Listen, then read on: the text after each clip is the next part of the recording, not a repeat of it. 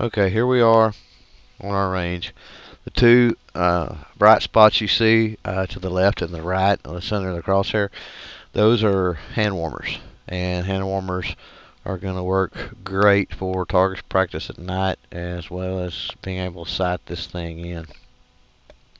Again, I'm doing a voiceover, so there's the display off. I've tapped the power button once. I tapped it again and it come back on. Next, we should go to the wheel on the side, and we should be tapping it here in just a second. Be looking for the icons in the upper right hand corner of the screen. There it is. There's brightness. You'll adjust the wheel to brighten it and then take it back down. You'll push that wheel again. Should switch to contrast. Same thing. Adjust it up, adjust it down to your liking. Then you will tap it a third time and it goes to the digital zoom. Dial it to zoom in, dial backwards to zoom out. One thing to keep in mind is that this is a digital zoom, so as you zoom in on this thing, it does pixelate somewhat. Now, as far as taking a shot on an animal, because it's going to be either solid white, solid black, it's not going to be that difficult actually to be able to see through the pixelation in most cases. This particular sight has an 8-time magnification on the zoom. Now we should be going into the menu here shortly. And this menu has a timeout, and if you don't do anything in it for a certain amount of time, it'll turn the menu off. So there it is. You've got mode 1 and mode 2. You'll dial that wheel, and mode 1, the little box around it will flash, and we'll do that here in a second. It turned off on me. When that flashes, and notice I'm trying to find it, there it is, and I'll press the button on the wheel and it'll switch over to the second menu, menu 1, menu 2.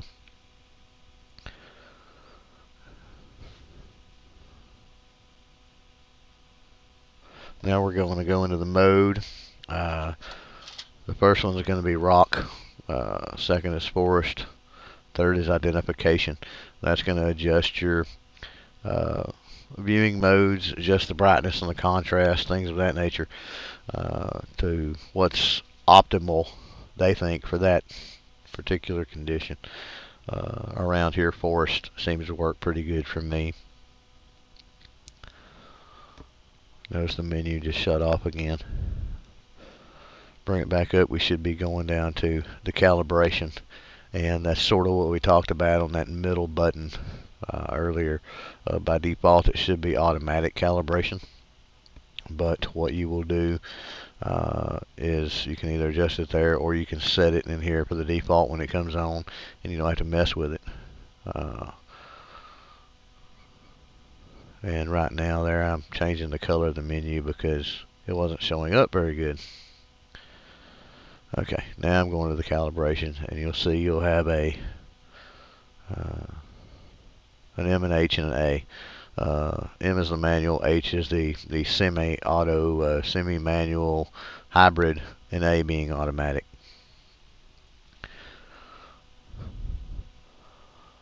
So when we go down to the next one here, that would be the third one down on the first menu. And with this one, you've actually got a setting there, 1, 2, and 3. You will set this and set all your settings, and then when you go back into the menu and select those, it will revert to whatever settings you have set under those. So you can actually take those and put this sight on different rifles, up to 3 different rifles, and you'll have your 0 set. You'll have the way your image is supposed to be, that sort of thing, on each different one. And all you got to do is go in and dial to the correct number. After you mount it, you're good to go. Next one down is going to be your crosshair styles, and there's 9 in this particular site, and we'll scroll through them here and show you. The one that you're seeing is the one I like the best, but you may not. You may like a different one.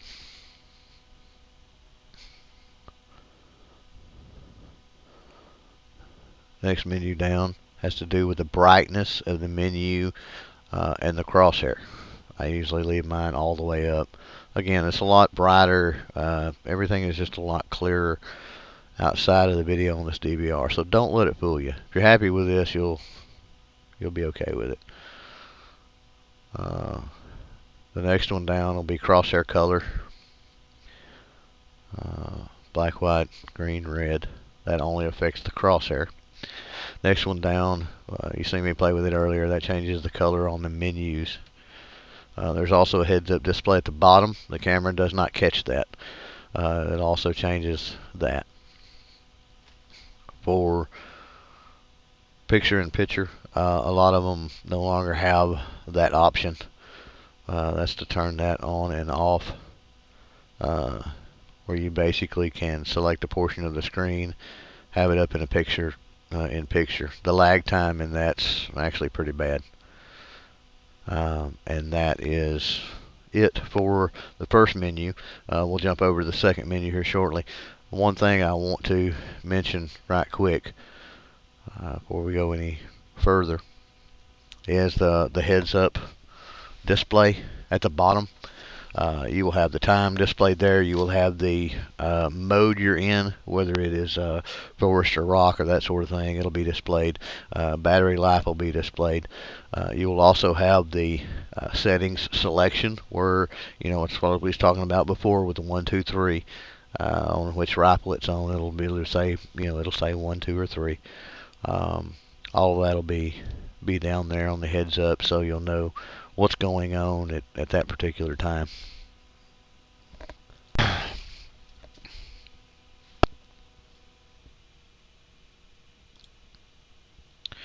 Alright, now we're going to go into the second menu, so we'll click the wheel, get it on M1, get it flashing, click the wheel again, and that gets us into menu 2. The first one is our one-shot 0.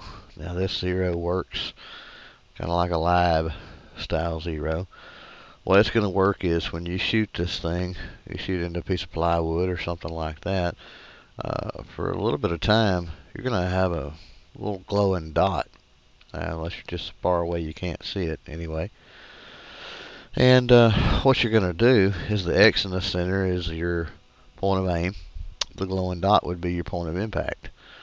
So what you're going to do is you're going to use the wheel, and you're going to adjust that X axis left or right over to where that point of impact is. You'll click the wheel again, excuse me, and then adjust it either up and down to finish it off. And once you get the X over your point of impact, then you'll click that wheel. It'll say OK. You'll see that coming up here in a little bit, and you're zeroed. And I mean, this is not thermal is obviously not designed for precision style pinpoint shooting, but you're definitely going to be zeroed good enough at that point. You should be able to land a kill shot pretty easily on a coyote, maybe even something smaller. Notice it said OK when we turned it off there.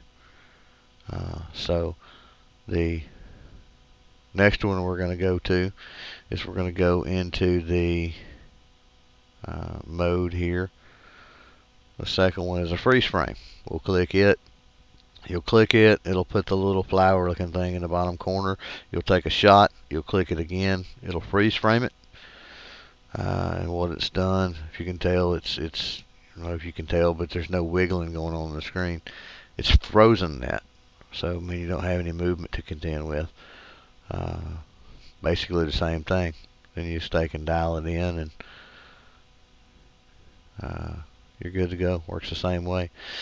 Third thing down has to do with video output, PAL, NT, and NTSC.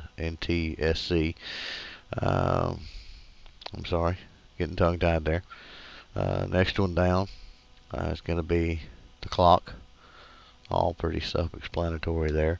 Third one down has to do with the wireless remote and everything on it. Fourth one down is the color scheme. You got black hot, white hot, Sophia, which is that brownish color right there. It's pretty neat, I guess.